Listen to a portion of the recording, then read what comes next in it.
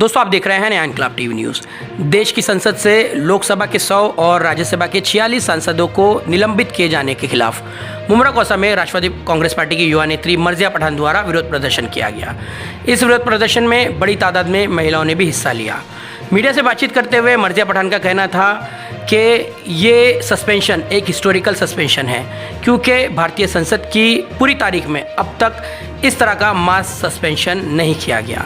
उनका कहना था कि अगर कोई सरकार से सवाल पूछता है तो उसे डराया जाता है, धमकाया जाता है, उसके खिलाफ सरकारी एजेंसियों को खड़ा कर दिया जाता है, उसकी जांच शुरू कर दी जाती है। कभी उसे आतंकवादी घोषित कर दिया जाता है तो कभी उसके किरदार पर कीचड़ उछाला जाता है। आखिर कब तक लोकतंत्र की ये हत्या होती रहेगी, और इसी हरकत के खिलाफ ये विरोध प्रदर्शन किया गया है। आगे उन्होंने कहा कि जब संसद ही महफूज नहीं है, जो कि एक बड़ी पंचायत की तरह है, तो फिर आम आदमी को किस तरह से महफूज रखा जाएगा। आप सब जानते हैं कि पिछले दिनों 2 लोग संसद में ज़बरदस्ती दाखिल हो गए थे और उन्होंने वहाँ पर कुछ गैस लीकेज कर दी थी, जिसके बाद ये मुद्दा बड़े पैमाने पर उछला। अपोजिशन ने मांग की कि संसद में इस सिक्योरिटी ब्रीच को लेकर चर्चा की जाए। इसी को लेकर संसद में हंगामा भी हुआ, जिसके बाद में जवाब देने की बजाय सरकार ने उन सभी सांसदों को निलंबित कर दिया जो इस बात पर चर्चा की मांग कर रहे थे। इस मौके पर मीडिया से बातचीत करते हुए मर्जिया पठान ने कहा कि हम पूरी तरह से तैयार हैं। अगर इन सांसदों का निलंबन वापस नहीं लिया गया तो फिर अपोजिशन एक बड़े आंदोलन के साथ साथ अदालती कार्रवाई की भी तैयारी कर रहा है। आज विरोध प्रदर्शन किया जा रहा है और जिस तरह से सांसदों को निलंबन किया गया था, क्या बताएं? देखिए, ये एक बहुत हिस्टोरिकल सस्पेंशन है जो कि पार्लियामेंट में हुआ है।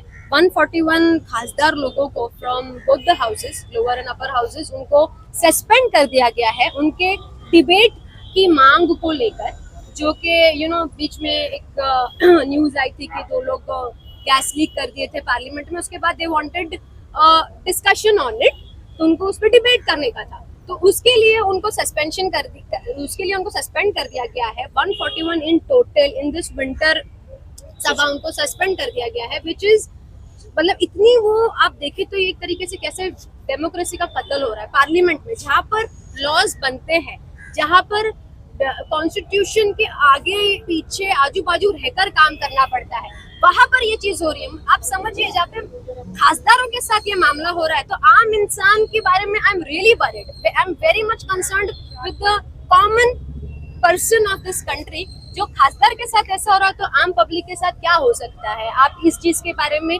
गौर कीजिए। हम सुप्रिया सुले ताई और उनके साथ जितने भी लोग हैं जिनको सस्पेंड कर दिया गया है, हम उनके साथ है।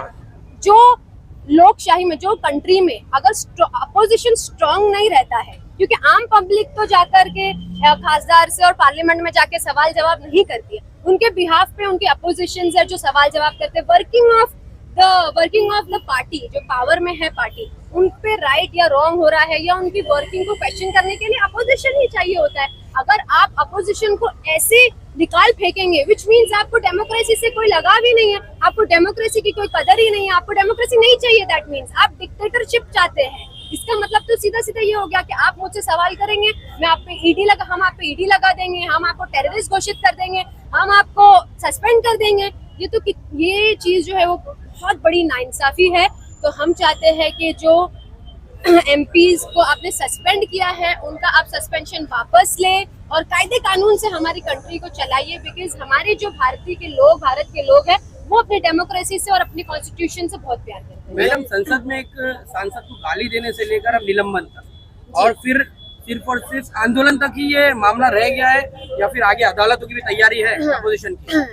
एक्चुअली में यही चीज है कि आपने जो बोला कि डेमोक्रेसी, मैंने उस टाइम पे भी जब सांसद में जब भी दानिश जी को गाली दी गई थी, उस टाइम पे भी हमने बहुत बड़ा अपना प्रोटेस्ट जाहिर किया था, बहुत बड़ा अपना निषेध जाहिर किया था। क्योंकि दुनिया में अच्छाई जब खत्म हो जाती है, जब बुरे लोग बढ़ जाते, तब नहीं, जब अच्छे लोग बुरे के खिलाफ बोलना बंद कर देते, तब अच्छाई खत्म हो जाती है दुनिया में से, और तब जुल्म बढ़ जाता है। तो हम जो भारत के पढ़े लिखे लोग हैं, जिनको ऐसा दिल में लगता है कि भारत में जो चीजें हो रही है वो गलत हो रही है, उसके खिलाफ खड़े रहना चाहिए, अपनी आवाज उठानी चाहिए। हमने हमेशा उठाई है, हम आगे भी हमेशा जब लगेगा हम अपनी आवाज उठाएंगे, और हम चाहे फिर वो अदालत के जरिए हो या जिस भी जरिए से हो, हम पूरी कोशिश करेंगे।